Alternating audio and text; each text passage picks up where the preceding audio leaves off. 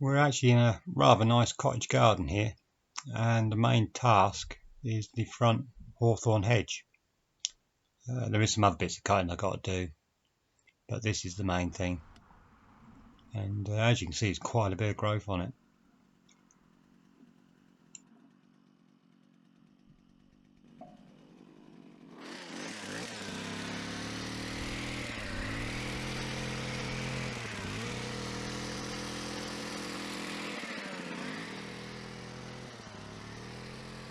I actually quite like doing these particular hedges. They're not formal. They're very, should we say, rustic. They're quite curvy, they're not flat, but they suit the garden. They really do. As I say, I like doing them, but one of the downsides of doing them is they're always a little bit awkward to get to sometimes. Just by nature of the garden, they mostly have quite a lot of herbaceous borders, etc., and usually quite deep borders in front of them, which can make things a little awkward. As you can see here, I'm on the roadside. This end's quite nice. The other end, the sting nettles start to take over a little bit, but because it's so difficult to clear the waste out, you can't sheet anything. I do tend to sort of cut in sort of swipes, break the clippings up, and you tend to rake out what you can, but what's left just gets left to rot away.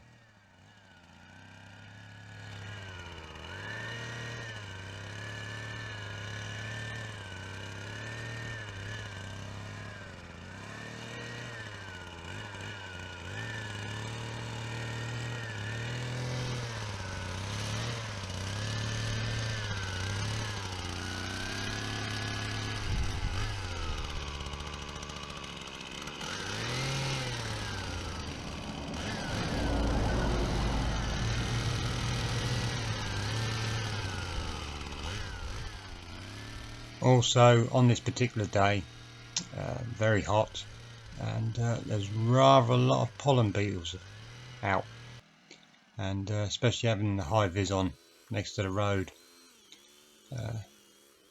all the insects have been coming flower and they're going to attach themselves to me, so that's a little unpleasant sometimes. But luckily, actually, this particular high vis was sent to me. It's an Echo high vis. It was sent to me.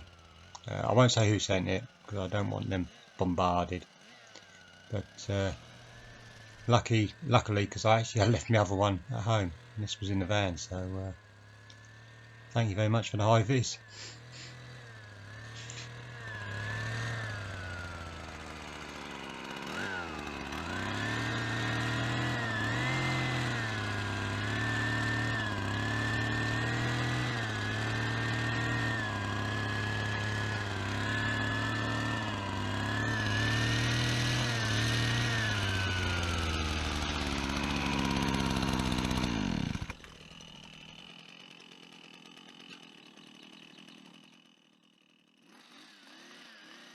I've cut this hedge many times before over the years and used normal ladders, but this is the first time I've actually used a tripod ladder on it, and massive advantage, really is.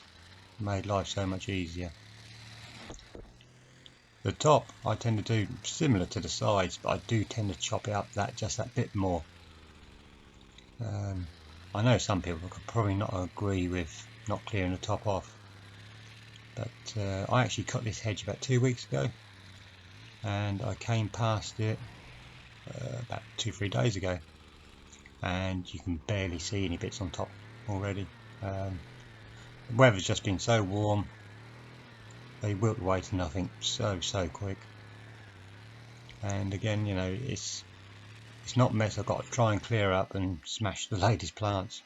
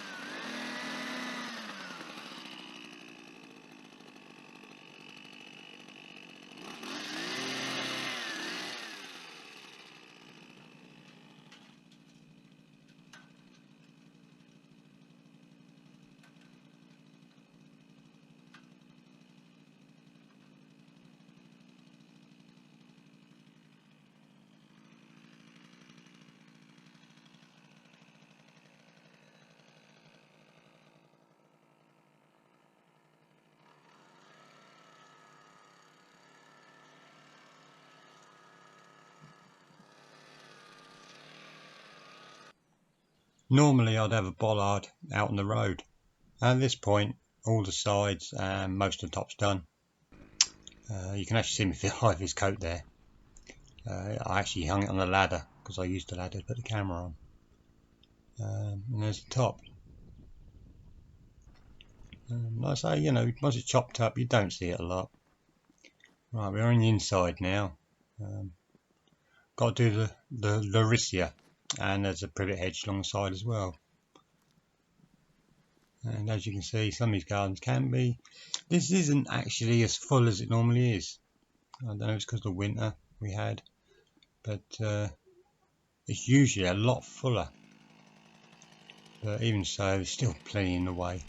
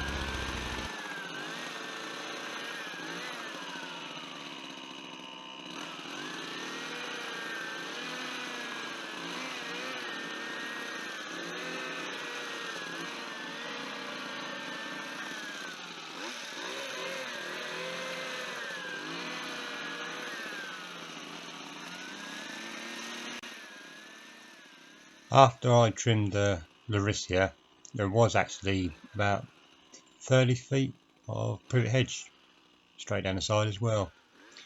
I couldn't really film that, there was just so much in front of it, sort of apple trees and actually an English quince, which you don't see many of them around this particular area.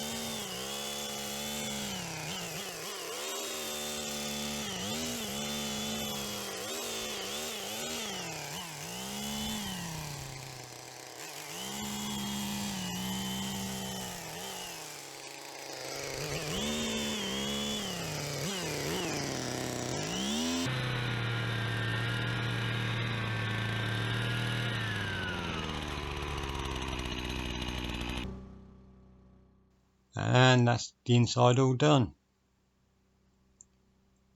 As I say, they're very informal hedges, and you can just see the top of the privet hedge that runs down the side that I did as well. There's the outside all done. I personally think this sort of hedge suits this sort of cottage. Thank you for watching and hope you enjoyed. Thank you.